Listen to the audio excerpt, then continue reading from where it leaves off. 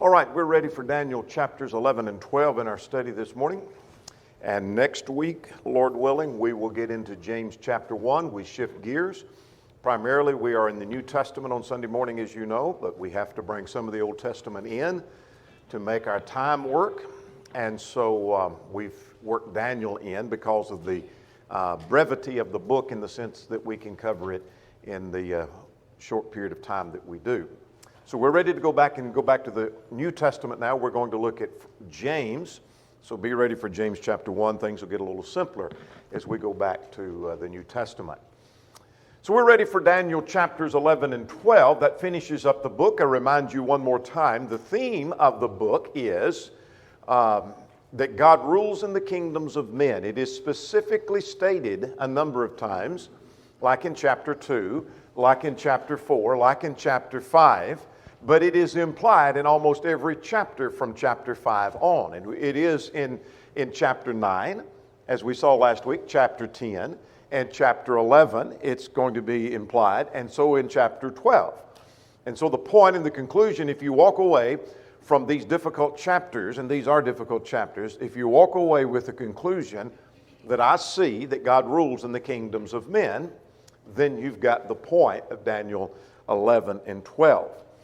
So let's see where we are and where we've been with the book of Daniel. Chapters 1 to 6 comprise the first major section, the historical section, divided into two subsections. That is by period. That is the Babylonian period and the Medo-Persian period. And the same thing with visions, 7 through 12. That's where we are. And we're in the latter of those under the Medo-Persian rule. And so under the Medo-Persian rule, under the visions, there was the prophecy of the 70 weeks. We'll say more about that in just a moment. And then 10 through 12 go together as a unit of chapters dealing with the vision of the time of the end. Not the end of time, but the time of the end. Now, here's what happens in 10 to 12. In the vision of the time of the end, there are three things that happen. One in chapter 10, one in 11, and one in chapter 12. There's the vision of the man in linen, and the messenger brings comfort. We'll go back and review a little bit of that in a moment. Then in chapter 11 today, we're looking at the period of the Greek and the Roman empires that we've already seen in chapter 2 and in chapter 7 and even in chapter 8. And then we see the Roman rule in chapter 12 when we bring the book to a close. All right. Chapters 11 and 12 are difficult. If you have read ahead, if you haven't read and you haven't studied ahead and you are ready for class today and we open up, you're going to find you're going to hit some breaks here. You're going to hit some road bumps. This is difficult, chapters 11 and 12. If you studied ahead and read that, you probably went back and read it again and then still said, whew, I don't know what that's all about. This is difficult. Homer Haley said, it has been said already that chapter 11 is probably the most specifically detailed prophecy of the entire Bible.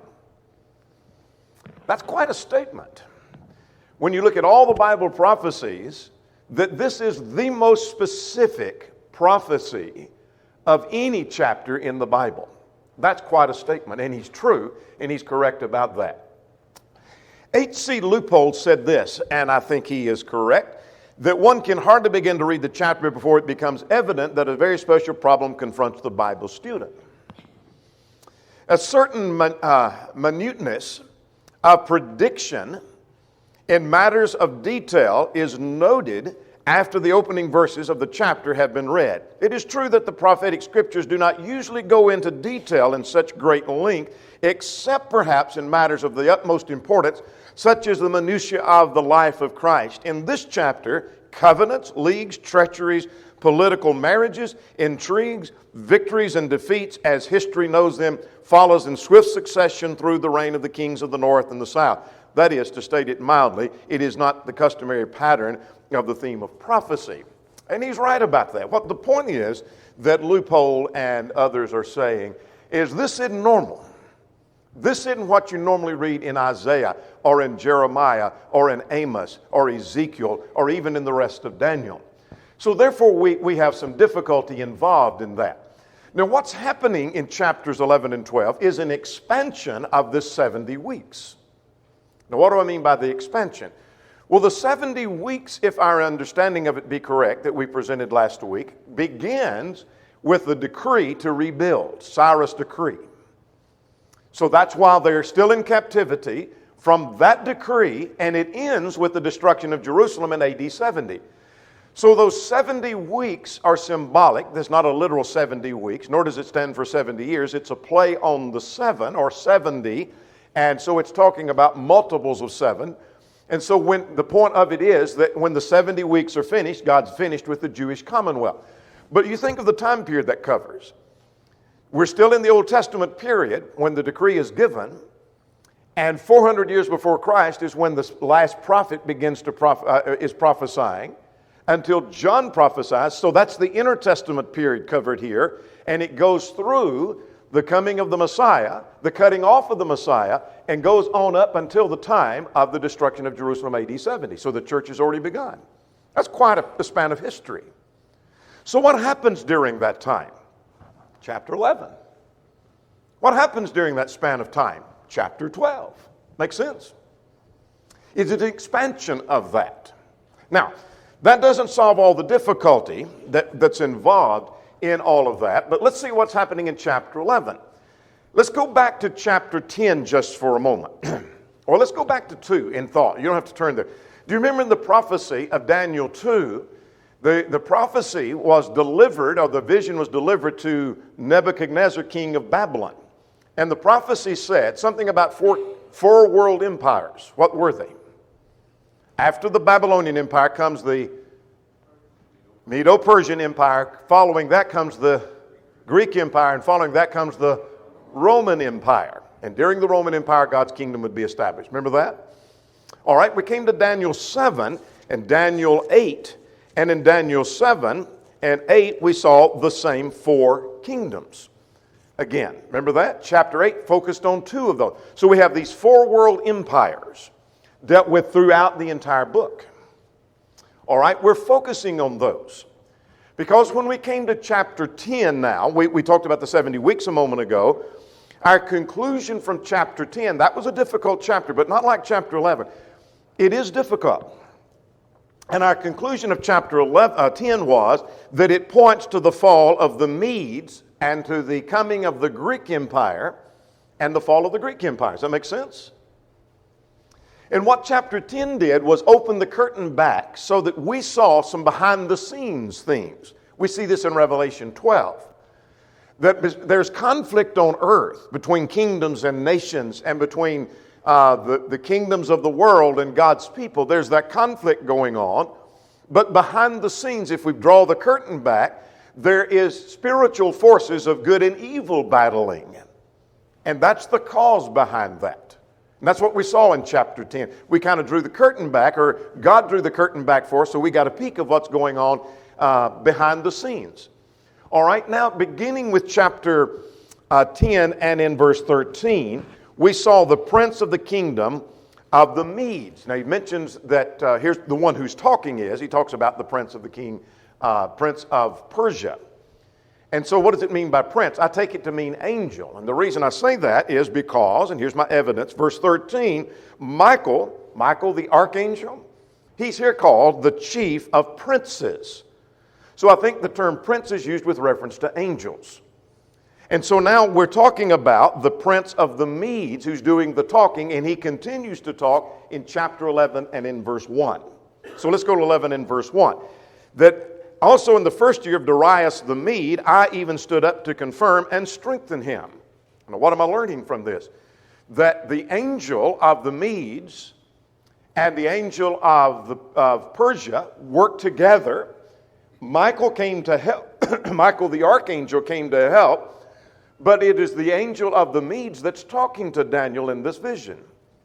And so as he talks about that, he said that I stood up to confirm him. In other words, again, we're seeing God ruling in the kingdoms of men. That behind the scenes, there's something going on in the angelic realm. So let's get what we see here in chapter 11.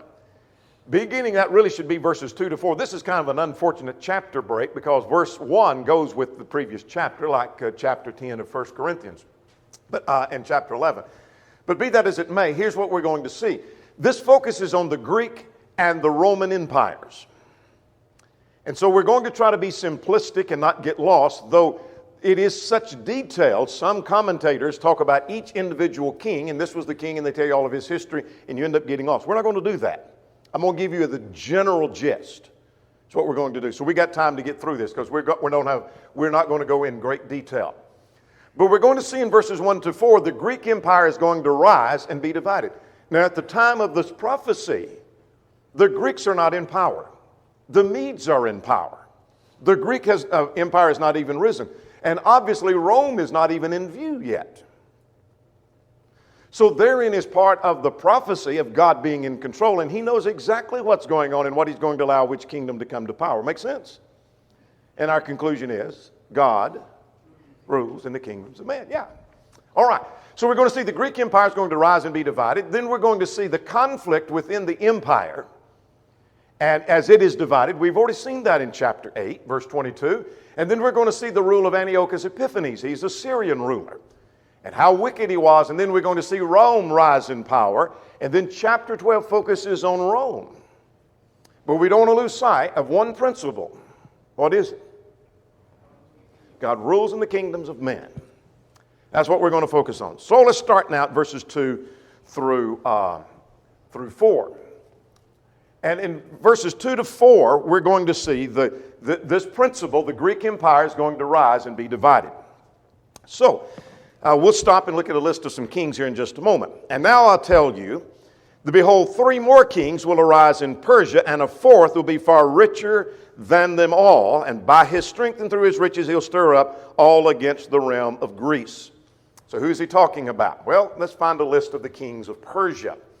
And let's talk about the kings of Persia just for a moment. We're not going to go in great detail. Cyrus, now remember Darius the Mede was an underling king that served under Cyrus, so that's not a contradiction. Cyrus the Great is the king that we see in Ezra chapter 1. So that 4th king, there's 3 kings to come later. And then Xerxes, you see Xerxes down here, the same as Ahasuerus of Esther. When we come to Esther, that's the same king. That's the king we're talking about here. Xerxes or Ahasuerus. So the Persian Empire is going to have one king, then another king, and then another king, and then there's going to be this Xerxes. Well, Xerxes, Ahasuerus, also called, is going to stir up Greece, and that's finally going to lead to the downfall of the Medo-Persians and fall to Greece. That's all I want you to see. I'm not interested in every detail about every king. So let's go back here and get verse 4. That's all we're seeing so far. Now at verse 3, Then a mighty king shall arise and shall rule with great dominion and do according to his will. Now I think that's probably, and most agree, that that's probably talking about Alexander the Great. He was one we talked about last time, how he ruled and conquered the world by the age of 33. And the reason I say that is because of verse 4. And he shall arise, and his kingdom shall be broken up and divided into 4 winds. All right, his kingdom's going to be divided in 4 directions. All right, let's talk about those 4 directions. We'll get to that in just a second. But among the posterity, not according to his dominion, which he ruled, for his kingdom shall be uprooted, even for others beside these. Well, following Alexander the Great, on his death, his kingdom was splintered and divided into 4 directions. Now let's go back to chapter 8. Let's tie some things together. In chapter 8 in verse 22, verse 21 talked about the male goat is the kingdom of Greece. That's what we're talking about. And as for the broken horn and the 4 that stood in its place, 4 kingdoms shall arise out of that kingdom, but not with power. And we identified those 4 as being the kingdoms of Macedonia, Thrace, Syria, and Egypt. And we think that to be the same 4 that are mentioned here in chapter 11 and in verse 4. So what have we got so far? In verses 1 to 4, there is going to be a Persian king, and then another Persian king, another Persian king, and another Persian king. And then finally, this Persian empire is going to fall and is going to collapse to Greece. And there's going to be this great king come, Alexander the Great. And then after his death, after he's conquered the world, they can't hold it together, and it's going to be split in 4 different kingdoms. And so the kingdom, the Greek Empire, is going to be splintered. And there's going to be warring going on. Make sense? So how do I know who is who? In other words, it talks about this king and then this king, and it's not identified in the text, but then some commentators say this is talking about Ptolemy the First. That would be an Egyptian king. And another one says, well, this other king over here, he's one of the Seleucids, and so that's a Syrian king. How do I know that? Simple. It's fulfilled, and just a study and knowledge of history. Does that make sense? That's how we identify some of that. Now, I'm not going to identify every one. You won't remember that, and I won't remember it 3 months from now. But I want us to get the point and the thrust. Does that make sense? All right. All right, now let's begin at verse 5. Now, at verse 5, there's going to be conflict within this empire. So let's follow these 5 points here. And when it talks about the south and the north, because of the division of the kingdom, the south would have reference to Egypt. That was one of the 4 kingdoms that came out of Greece. And the north would be Syria. And the Seleucids, as you'll see references in some of your work. Maybe you've been studying from one of the commentaries and you say, I see one of the Seleucids that it's talking about Syria. That's what we're talking about. All right, let's get the gist of what's going on. In verse 5, there's going to be there's going to be a conflict between Egypt and Syria, or that is the north and the south. The king of the south will become strong, and one of his princes shall gain power over him and have dominion, and he shall have great dominion. In other words, the conflict. That's all we're trying to see right now at verse 5. Now, at verses 5 and 6, Syria, that is the north, is going to prevail over Egypt.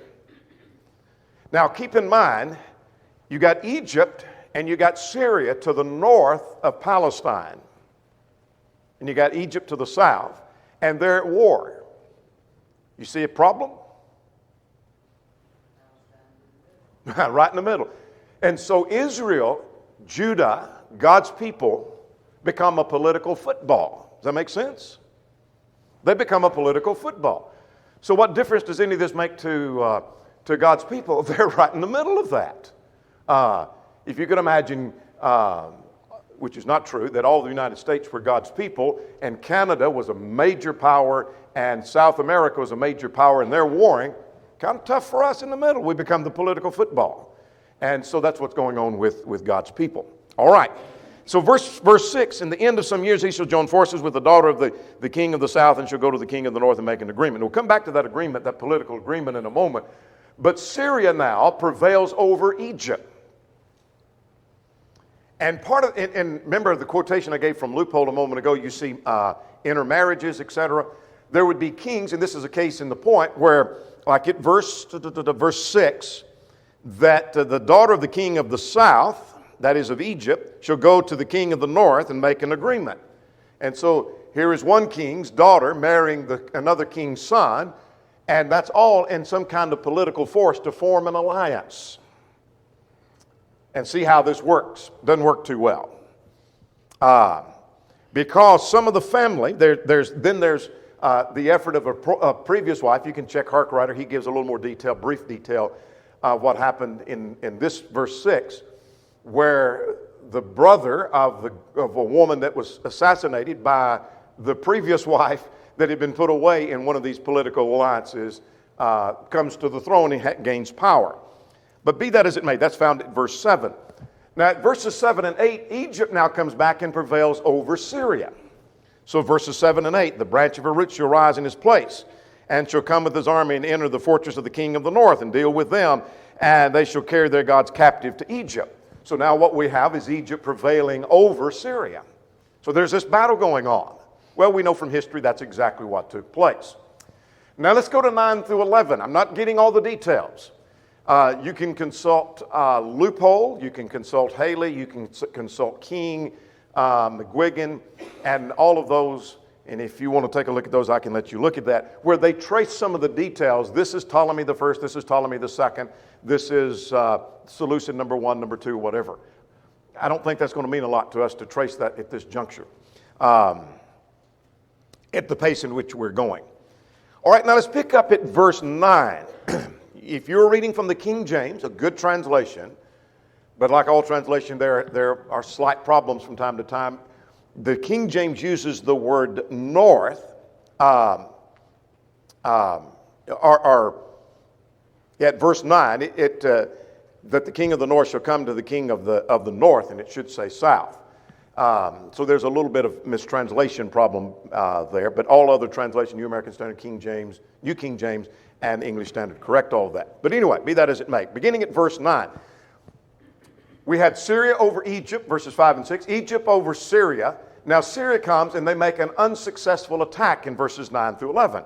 And again, we're not going to look at all the details, but the king of the north shall come to the king of the south, that is Syria, comes down to Egypt, and he shall turn to his own land. In other words, it wasn't successful. His son shall stir up strife, and he shall, I'm looking at the end of verse 10, he shall return to the fortress and stir up strife, and the king of the south shall be moved with rage. Excuse me. I'm at the end of verse 11 now, but the multitude shall be given into the hand of his enemy. What's the point? Syria came and they make an attack on Egypt, but it wasn't successful. What does that do to Egypt? That makes Egypt proud and boastful. And so Egypt boasts, but it doesn't last long because verse 12 to 19, they're coming back with more with them. Does that make sense? Now, if you're getting lost, we're going to come back and summarize. Let's start at verse 12. That when he is taken away, the multitude of his heart shall be lifted up. That's Egypt. And for the king of the north will return and muster a multitude greater than the former. So watch out now. What's going to happen is Syria's coming back, and they're coming back stronger than they have been before. Now, Palestine is that political football. Look at verse 16. When he comes, he shall do according to his own will, and no one will stand against him, and he shall stand in the glorious land with destruction in his power. He's going to take care of Palestine as he comes through and take it under his control. And so again, they become the political football. Verse 17 talks about another one of these marriages, an intermarriage to try to form an alliance with Egypt. And that was tried, but then that's unsuccessful. Now notice at verse 18, after this he shall turn his face to the coastlands, to the Mediterranean islands and seas. But the ruler shall bring reproach against them to an end. With the reproach is moved, they'll turn back to him. And then we end that section at verse 19. He shall turn his face toward the fortress of his own land, and he shall stumble and shall not be found. So what have I seen? I know you say, well, I got lost in some of that. That there's a conflict in this empire. So what we're seeing is the prophecy of what's going to happen in the future. And the Greek Empire is going to rise, then it's going to splinter. And within those splintered four groups, there's going to be this north and the south warring. One gains power, then the other one gains power, then the other one gains power. And finally, we're ready to turn to what happens in the middle of all of that in the next section. Questions or comments before we go to Antiochus Epiphanes? Now, we have been introduced to Antiochus Epiphanes back in chapter 8. So let's back up if you want to make a note. In chapter 8, beginning at verse 23 through verse 25, you may have a marginal note. This is probably talking about Antiochus Epiphanes. He was a leader and an emperor in Syria from 175 to 163 BC. That's during that intertestament period. He was a ruler in Syria from 175 to 163 BC. I'm still in chapter 8 now. What we saw there was how vile he would be. We talked about how he fornicated in the temple. He offered swine on the altar. He forbade the keeping of the law. And he was quite a wicked, wicked ruler. Well, he seems to be identified right here in 20 to 35. Now, his name's not mentioned here. But he is a Syrian ruler who is indeed quite wicked. Let's get the picture of Antiochus Epiphanes starting at verse 20.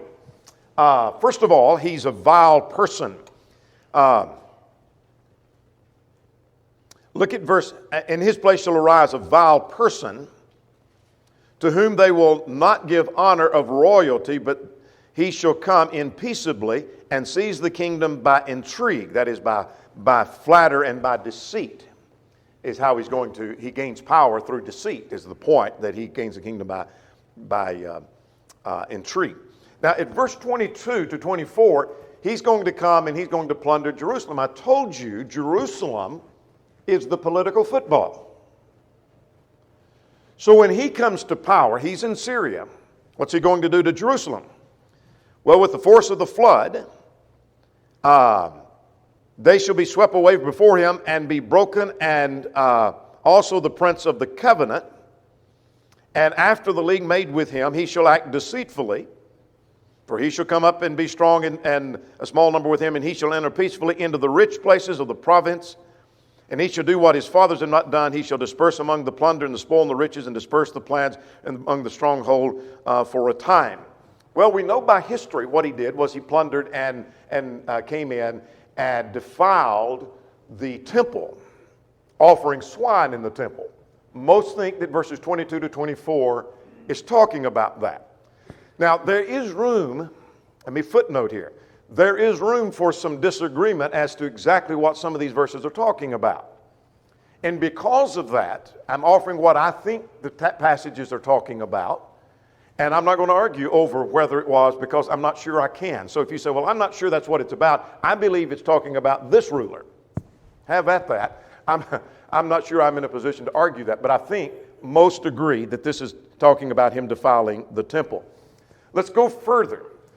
Syria now prevails over Egypt under his leadership, under Antiochus Epiphanes, starting at verse 25. He prevails over Egypt, verses 25 to 28. He shall stir up his power and the courage against the king of the south, that's Egypt, with a great army. And he's going to stir a battle with great mighty army. I'm not reading every verse. Verse 26, his own people give him some poor military advice. I think is what he's talking about at verse 26. You can read the verses and about his army being swept away, and he shall fall down slain. Verse 27 seems to talk about a summit that was planned between the north and the south, where they come to what we might call in our day a peace accord. But the end of verse 27 is an important phrase. They're going to sit down, for the end will still be at the appointed time. Underline that. Why would I have you underline that? Shows the message of the book, that God rules in the kingdoms of men. So what we have is Antiochus Epiphanes. He is a vile leader. And he's done wicked things. He comes to Jerusalem, fornicates in the temple, offers swine in the temple. He's been cruel to the people of God. He tries to and prevails over Egypt. He's trying now to form some kind of an agreement with Egypt. It doesn't matter what he agrees with Egypt. Doesn't matter. Because it will still be at the appointed time. Because when God's through with him, God's through with him, and no agreement's going to spare him, and no agreement's going to stop him. Make sense? So I just learned, even though the phrase is not there, God rules in the kingdoms of men. All right. Now then, he turns his attention toward Israel. Look at verse, while returning to his land with great riches, his heart shall be moved against the holy covenant, and he shall do damage and return to his own land. Now what we're going to see in 29 to 35 is this defiling the sanctuary. Now, I got a little premature in verses 22 to 24. It's talking about him defiling Jerusalem, but in applying that to the defiling the sanctuary, that comes in verses 29 to 35. So let's see what happens in 29 to 35. Take note of the fact that ships come from Cyrus. And you say, what are we going to do with that? We're going to do something with that here in a minute, down at verse 36. But just take note of that at verse 30. Now look at verse 32. Verse 31. He shall defile the sanctuary and shall take away the daily sacrifices. We saw that in chapter 8. Those who do wickedly against the covenant shall corrupt with flattery.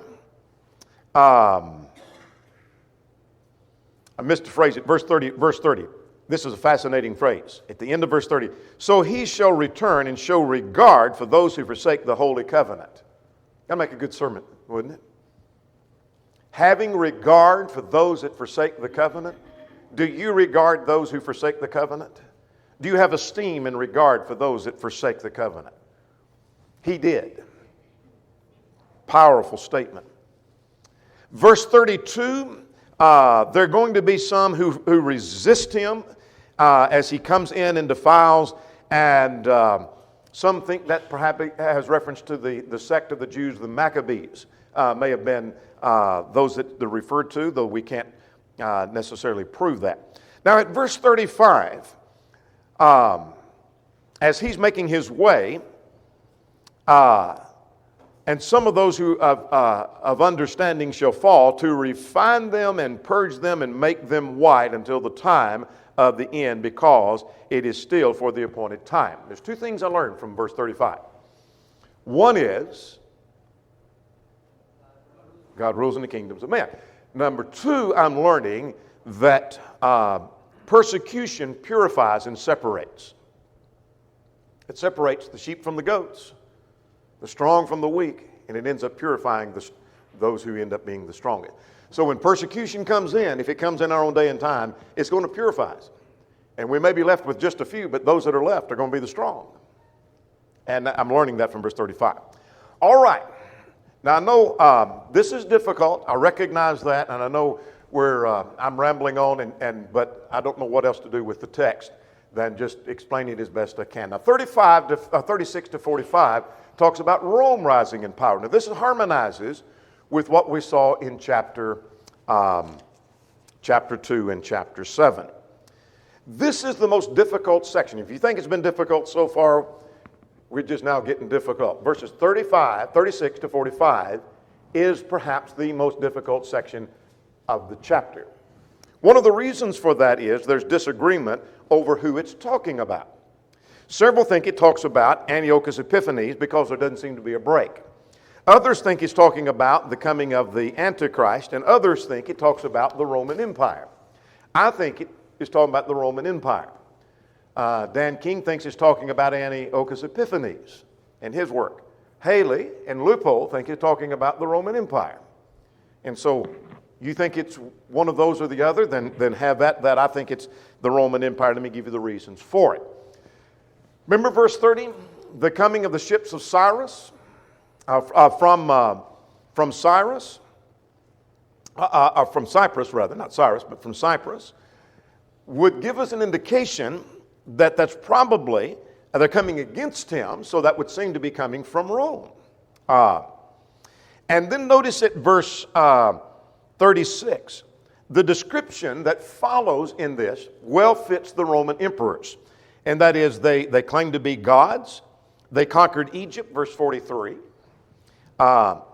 It fits with the four world empires of chapter 2 and chapter 7.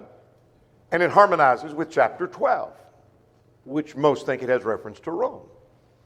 Now, I know that was hurried. I can share that with you later if you want those evidences. But I think those are some evidences that tell me it's probably Rome. You think it's still about Antiochus Epiphanes?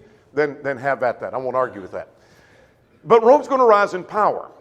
Now, when Rome rises in power, look at 36 to 39. They blaspheme, claiming to be above every god. Look at verse 37. He shall regard neither God of his fathers or the desire of women, nor regard any god, but shall magnify himself above them all. Well, that was the Roman emperors claiming to be God. Caesar is Lord, they would say. We don't have time to talk much about the desire of women here, but some of the Roman emperors would kill their own wives or kill any women that refused their advances. One emperor killed his own mother, and so there was little regard for women. And so that well fits. That would fit Antiochus Epiphanes, but it well fits the Roman Empire. Let's move on to verses 40 to 45. They expand the empire. That is, the Roman emperors would expand the empire. Look at verse 42. He shall stretch out his hand against the countries, and the land of Egypt and land of Egypt shall not escape. In other words, they're going to expand the empire. So when Rome comes to power, it's going to expand and grow and become a worldwide powerful empire. Now let's get 45b. to finish the chapter, because we want to get to chapter 12, that yet he shall come to his end, and no one will help him. What does that tell you? God's still in control. And it tells us that God rules in the kingdoms of men. I don't know about you. We probably not going to have time to go to our questions, but I always like this question: what has impressed you most about the book of Daniel? I'm going to tell you what's impressed me the most is how many times that point is driven home without using that phrase, that God rules in the kingdoms of men. It's not mentioned in chapter 9, 10, or 11, or 12. But I don't know of any chapters that drive it home any more than 9, 10, 11, and 12, that God rules in the kingdoms of men. Questions or comments? Chapter 11. Here's the broader picture of chapter 11. You say, that's a tough chapter. You're right. But what the point is the Greek Empire is going to rise. It's going to be splintered. And within that, there's going to be conflicts within the empire. And within that, within those splintered groups, there's going to be one of the Syrians arise. Antiochus Epiphanes, one of the worst and vilest of leaders. And then Rome's going to come to power. And then they're finally going to fall. So we see the fall of the Persians, we see the fall of Greece, and we see the fall of Rome right here in this chapter. 3 of the 4 empires that were mentioned. And the reason the 4th empire wasn't mentioned is it's already fallen at this juncture. That is, Babylon has already fallen. All right, let's go to chapter 12. Chapter 12 is short and a little more to the point, so it's not quite as difficult. This is during the Roman rule. Now remember, we started in chapter 2 with 4 world empires, ending with the Roman Empire. And we're ending the book with the Roman Empire. So, verses 1 to 7, there's going to be trouble for the Jewish nation. Now this seems to be a natural outgrowth of chapter 11, because chapter 11 had just mentioned the rise of the Roman Empire. So during this period, it's going to be a time of trouble. Notice at verse 1, and there I'm not reading every word of every verse in interest of time, but I just want to mention this briefly, that there shall be a time of trouble, not like there's ever been before or since. And our time is about gone. My time's getting away. But I want you to notice at verses 5 to 7, this is going to be for a limited time. Verse 5, 6, and 7. Verse 7, when the question was asked, how long shall the fulfillment of these be? In other words, Rome is coming to an end. There's going to be trouble, like the destruction of Jerusalem, while Rome is in power. And going to be conflicts with God's people while Rome is in power. How long will Rome last? Times time and a half a time. That's 3.5. 3.5 is half of 7. It's the idea of incompletion, and it was used in that phrase was used in chapter 7 and verse 25. In other words, God's going to determine, but it's not unlimited time. Rome's not going to go on and on and on and on. But Rome's coming to an end. It's going to last for a time and a half a time.